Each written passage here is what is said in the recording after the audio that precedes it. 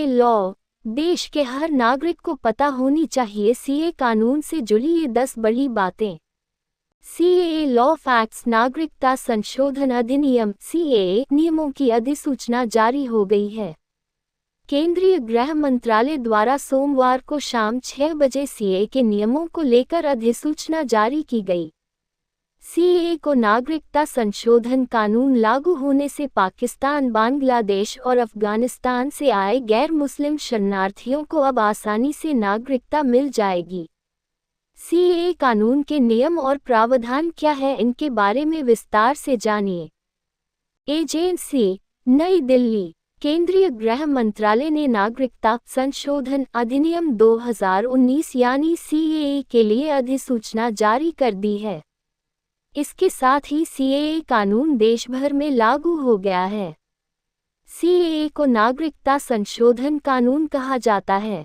इससे पाकिस्तान, बांग्लादेश और अफगानिस्तान से आए गैर मुस्लिम शरणार्थियों को नागरिकता मिलने का रास्ता साफ हो गया है।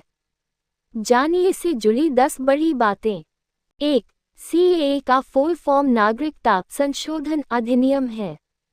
नागरिकता संशोधन अधिनियम 2019 एक ऐसा कानून है जिसके तहत दिसंबर 2014 से पहले 3 पड़ोसी देश पाकिस्तान, बांग्लादेश और अफगानिस्तान से भारत में आने वाले 6 धार्मिक अल्पसंख्यकों हिंदू, सिख, बौद्ध, जैन, पारसी और ईसाई को नागरिकता दी जाएगी।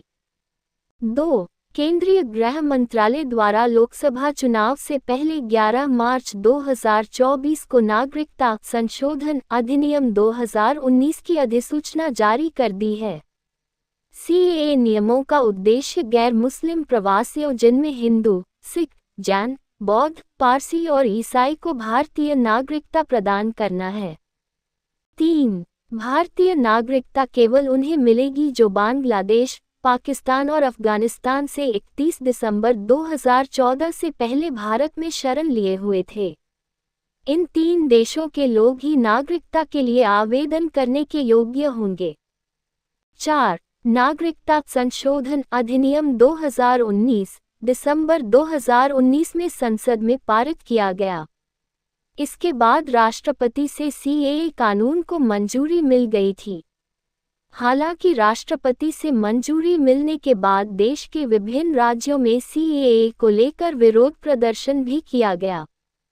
5. सीएए के नियम पहले से ही तैयार कर लिए गए थे और इसके लिए आवेदन की प्रक्रिया पूरी तरह से ऑनलाइन रखी गई है।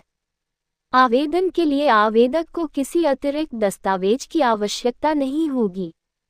आवेदन प्रक्रिया पूरी तरह ऑनलाइन रहेगी। आवेदकों को बताना होगा कि वे भारत कब आए। 6. पिछले 2 वर्षों के दौरान 9 राज्यों के 30 से अधिक जिला मजिस्ट्रेटों और गृह सचिवों को नागरिकता अधिनियम 1955 के तहत अफगानिस्तान, बांग्लादेश और पाकिस्तान से आने वाले हिंदुओं, सिखों, बौद्धों, जैनियों, पारसियों और ईसाइयों को भारतीय नागरिकता प्रदान करने की क्षमता प्रदान की गई। 7.